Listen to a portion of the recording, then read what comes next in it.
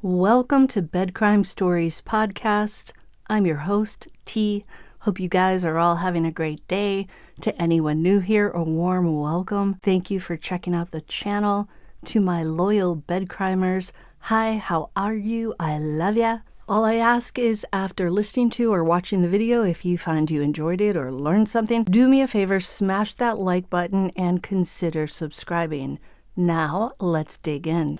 Wendi Adelson's ex-husband, 41-year-old Dan Markel, died at the hands of two hired thugs. Her brother Charlie was just sentenced to life in prison without the possibility of parole for the crime. Yet the person with the greatest motive for wanting Dan Markel dead is Wendy. Wendy initiated divorce proceedings against Markel. She also wanted to move from Tallahassee, Florida, where Dan Markel had his dream job as a college professor, to Miami to be near her parents, Donna and Harvey Adelson. Wendy's mother, Donna, was especially driven to get Wendy to move to South Florida. And it seems like when Donna Adelson wants something, she goes after it with all her might, and she doesn't stop until she gets it. Donna wanted both Wendy near her in South Florida, as well as Dan and Wendy's children. And when Wendy and Donna learned that Dan Markel would never move to Miami, nor would he accept $1 million offer from Harvey and Donna to allow his sons to move full-time to Miami without him, the Adelsons had to come up with another plan. At the time of his death, Wendy and Dan were engaged in an extremely ugly divorce. Dan was trying to get the court to make it so that Donna Adelson could not be in the company of his two sons without court supervision. He was also about to show the court that Wendy had kept some financial assets from him during their divorce, allegedly. And if he was able to prove this, that would have spelled the end of Wendi Adelson's law career. Lawyers, like doctors, take oaths, and they promise to be honest in their financial dealings, whether it's at work or in their personal lives. So the stakes for the Adelsons were very, very high. Getting rid of Dan Markel would solve all of these problems. And Wendy is the person who had the most to gain by his death. Unwilling to accept Dan Markel's stance on the move to South Florida, Charlie Adelson, at his mother's bequest, allegedly engaged two thugs to do away with Dan Markel. And that's what happened. Dan was gunned down in his car at his home on July 18th of 2014, and he died the next day. Soon after 911 was called, Wendi Adelson was brought down to the police station to chat with investigators, and during her interrogation, she inadvertently dropped several clues that I would argue seem to indicate that she was in on the plot to do in her ex, Dan Markel, and was the person who knew exactly what Dan Markel's schedule would be on the day he died. So I'm wondering now why Wendy, who allegedly had the most to gain from Markel's death, has yet to be arrested. Here are the clues that tell me Wendi Adelson is most likely a co-conspirator in the crime. Allegedly. I have to say allegedly because, again, Wendi Adelson has not been charged with any crimes in connection to Dan Markel's death, and she's currently presumed innocent. That's what you call covering one's arse. When the police told Wendy that Dan Markel had died, she immediately jumped to the conclusion that she was a suspect in the case. Now, the police had only said it was a shooting, nothing more. Wendy said to the cops very quickly that she had a lot of friends and that Danny didn't treat her very well. She's not in that interrogation room more than a half hour and she's already victim shaming her ex-husband, by the way. So what Wendy's trying to get at is that maybe one of her friends may have done this to Danny to help her. At your home or your ex-husband's home at 2116 Trescott. Okay. Your ex-husband, Daniel, all right, has been taken to the hospital. He's not going to survive. Oh my God. Okay?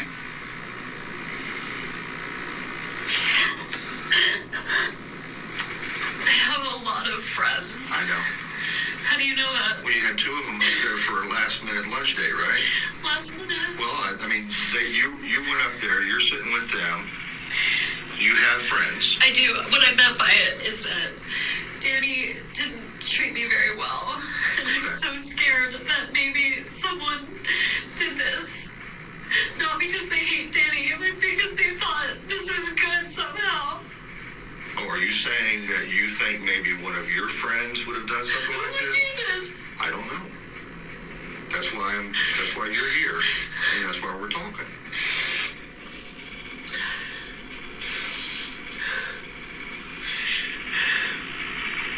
Would you ever ask someone to do something like this? Not in a million years. Okay.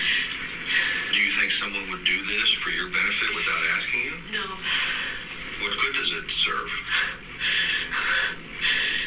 I made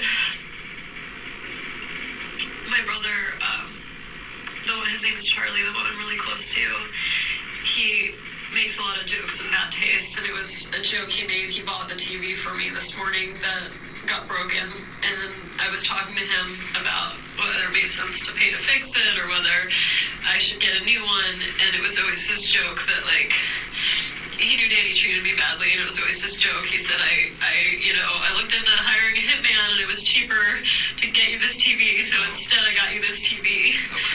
I mean, he would never. He's my big brother, and he's been taking care of me since I was little, but he would never.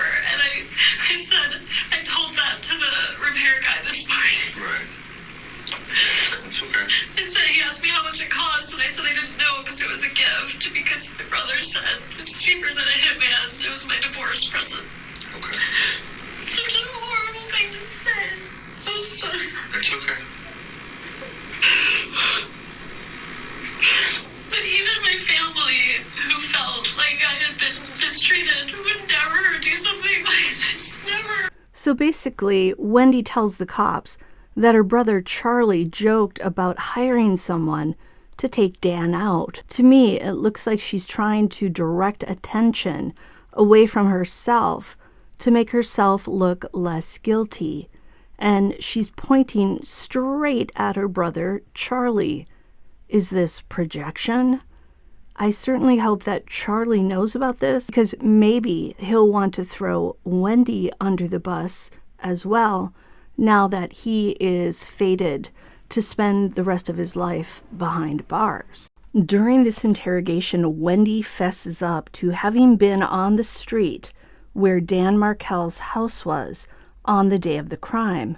So the house is the crime scene.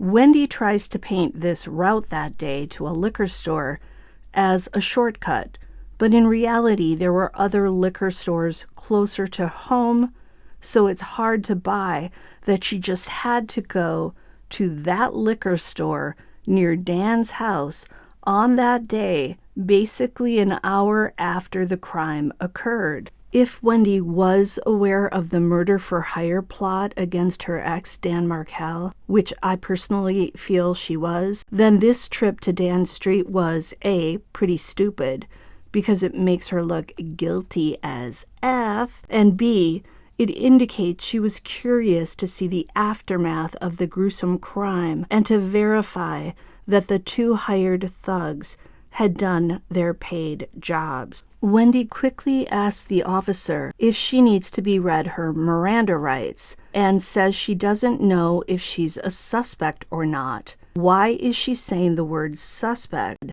when no one has said that this is a homicide? It could just as easily have been an unaliving situation. All they've told her is it's a shooting. She then blurts out that Dan's family is going to think that she did it, meaning that she carried out the crime.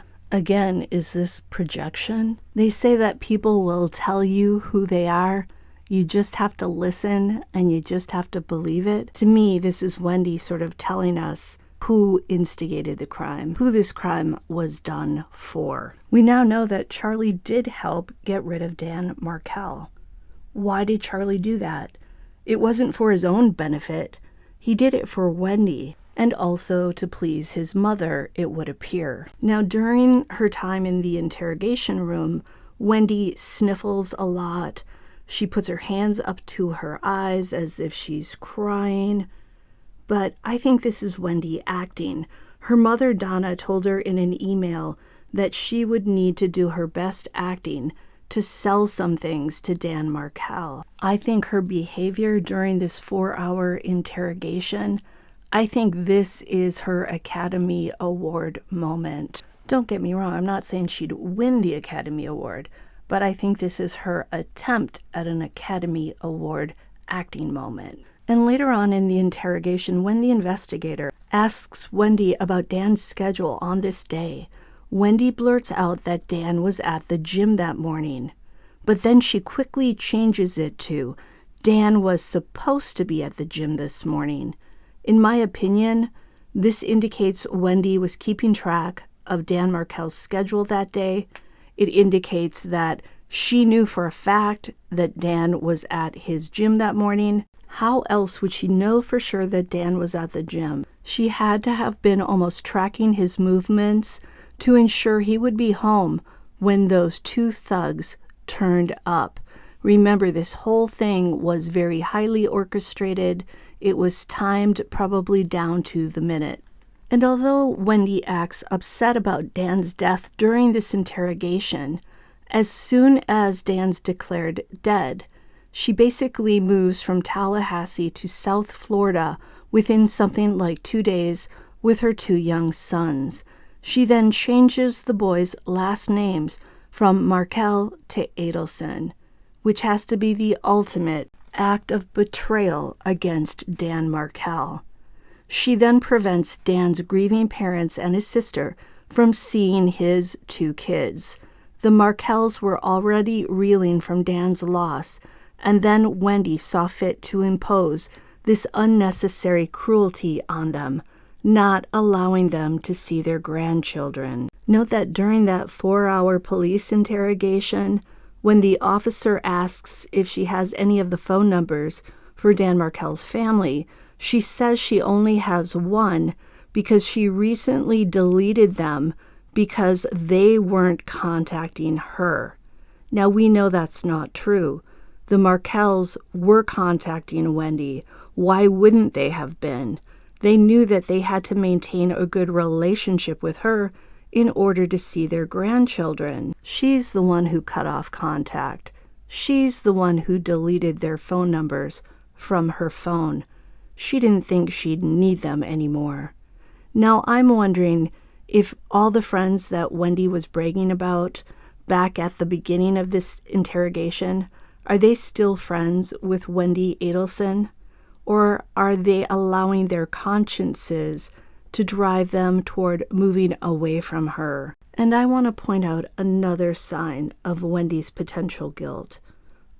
Wendy told the officer early on in the interrogation that she was on the street where Dan's house was located, and when she saw the police tape, she didn't bother to stop. She didn't bother to contact Dan. She didn't bother to call the daycare where her 2 boys were to see if they were okay.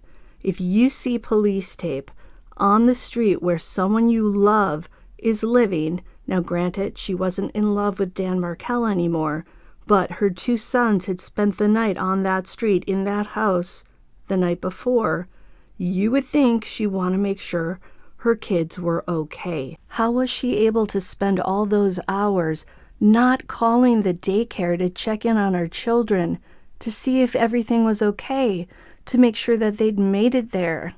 It just doesn't make any sense. So these days, I'm wondering, what questions do Wendy's sons have for her now that their Uncle Charlie and their grandmother have been arrested in connection with their father's death? Will those boys one day take back the Markel name? Will they too see that it's very likely that their mother was in on the plot to get rid of their father? A father who, by all accounts, lived for them, adored them, and who organized his life around them. So what do you guys think? Will Wendi Adelson be charged in connection with Dan Markel's death? If so, will her sons move to Canada to live with their Markel grandparents? And if the cops choose not to pursue Wendy, maybe because they don't want to further traumatize the two young boys, will Dan Markel ever really get full justice? Let me know in the comments. Until the next time on Bed Crime Stories.